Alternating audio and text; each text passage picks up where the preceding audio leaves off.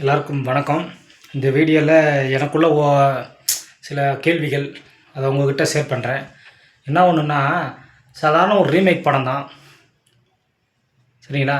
ஆனால் இந்த படத்தை பற்றி ஏன் இந்தளவுக்கு கதறீங்க? படத்தை விடவே கூடாதுன்னு ஒரு கூட்டமே இது பண்ணிக்கிட்டு இருக்காங்க. எதுக்குன்னு தெரியல. ஒரு கூட்டம் சொல்லக்கூடாது, 2 கூட்டம் சொல்லணும். 2 கூட்டமும் சேர்ந்துக்கிட்டு அந்த படத்தை நம்ம எப்படி அந்த படம் வந்துச்சுன்னா ஜோலி முடிஞ்சிடறான்ற அளவுக்கு அந்த படத்தை விடவே கூடாதுன்னு இது இருக்காங்க. ஏன், எதனால்? தளபதி என்னைக்கு தளபதி அரசியலுக்குள்ளே வந்தவரோ அன்னையிலேருந்து ஏகப்பட்ட பேத்துக்கு சும்மா அள்ளு விட்டுருச்சு. எதனாலன்னா, ஆனால் இன்னொரு விஷயம் என்னென்னா, இந்த ஜனநாயகன் படத்தை ரிலீஸ் ஆகலை பார்த்தீங்களா?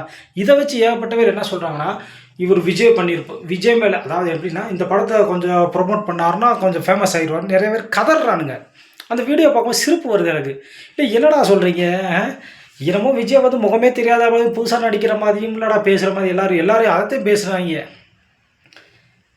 இன்னொரு கேள்வி என்னென்னா, ஜனநாயக படத்தில் அப்படி என்ன மதரசியாக பேசியிருக்க போகிறாங்க? அப்படியே பேசினாலும் மக்கள் என்ன ஒன்றும் புரியலை மக்களே, சரிங்களா?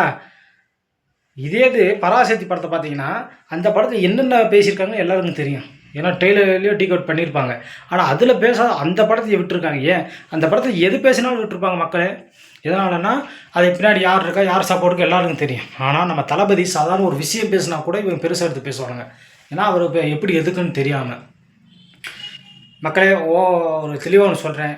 படம் கண்டிப்பாக என்றைக்கு தமிழ்நாட்டுக்குள்ளே வருதோ அன்னையிலேருந்து தேட்ரு பிளாஸ்ட் ஆகும். எனக்கு என்ன ஒரு சின்ன வருத்தம்னா, எல்லாருமே வந்து இந்த ஓவர்சீஸ் எல்லாம் பார்த்தீங்கன்னா நிறையா புக் ஆயிடுச்சு. கேரளாவிலையும் சரி நிறைய புக் ஆயிடுச்சு மக்களே. அவங்களால இந்த 9ஆம் தேதி எவ்வளோ எதிர்பார்த்துருப்பாங்க, லீவ் போட்டிருப்பாங்க.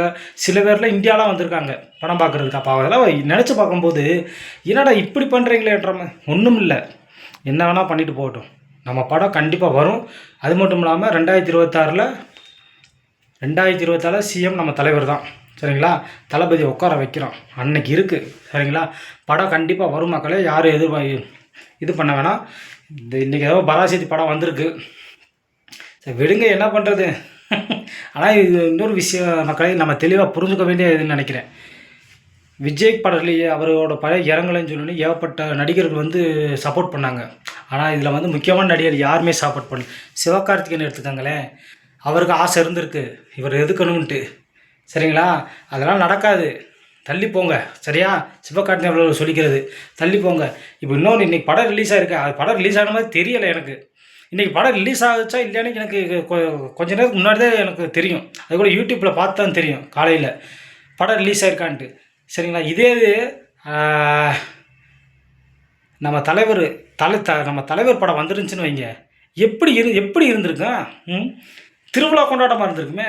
ஒவ்வொரு தேட்டரில் இப்போ பார்க்கும்போது அப்படியே பேனர்லாம் கட்டி அதை பார்க்க இது எப்படி இருக்க வேண்டிய இடம்டா இடே.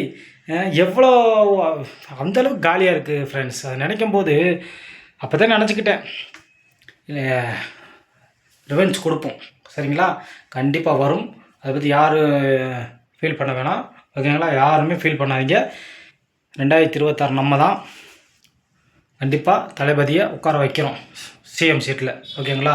இது என்ன பேசுனே தெரியல நண்பர்களே.